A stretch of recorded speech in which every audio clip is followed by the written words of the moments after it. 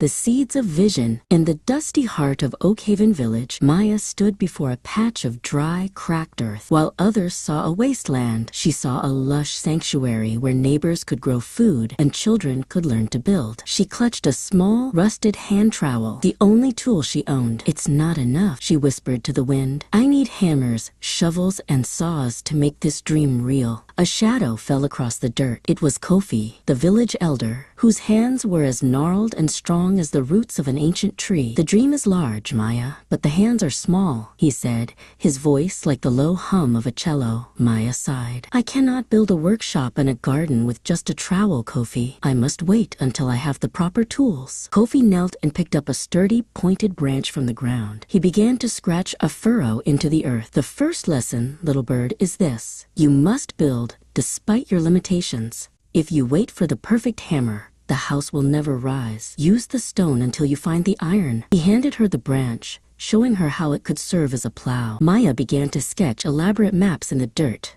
marking exactly where every tomato vine and workbench would go.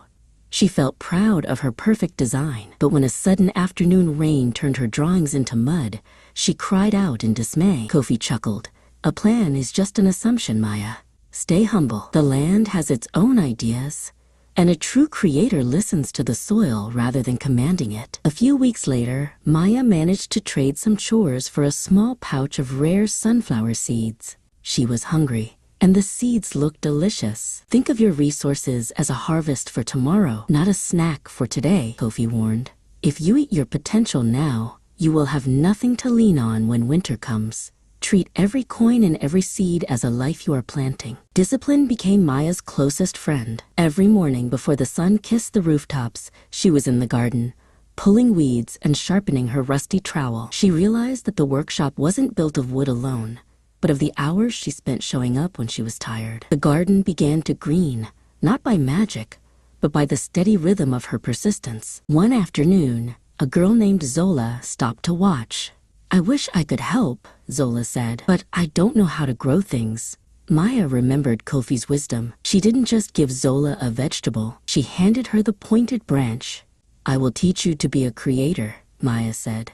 "A community isn't built by followers, but by a circle of makers." As the garden grew, Kofi and Zola worked in a small shed they had cobbled together from scrap wood. Kofi showed Zola how to lash branches together with sturdy vines to make handles for heavier stones. "See," Kofi said, "knowledge is the only tool that never dulls. Every scrap is a treasure if you have the wisdom to see its shape." A wealthy merchant traveled through Oakhaven and saw the beautiful garden. He offered Maya a chest of gold coins to turn the plot into a private gated park for his friends. Maya looked at the gold, then at the villagers teaching each other. Kofi watched her silently. "I will not sacrifice our values for a quick profit," Maya told the merchant. "This space belongs to the future, not to the highest bidder." Maya and Zola sat together as the sun set, looking at the thriving workshop where neighbors were repairing chairs and the garden where families were gathering dinner. "We don't have many coins in the jar," Zola noted. Maya smiled, looking at the clarity of her vision brought to life. "Wealth isn't what you count, Zola. It's the impact of what you create. Look at the light in their eyes. That is our profit." Kofi sat under the shade of a young oak tree Maya had planted.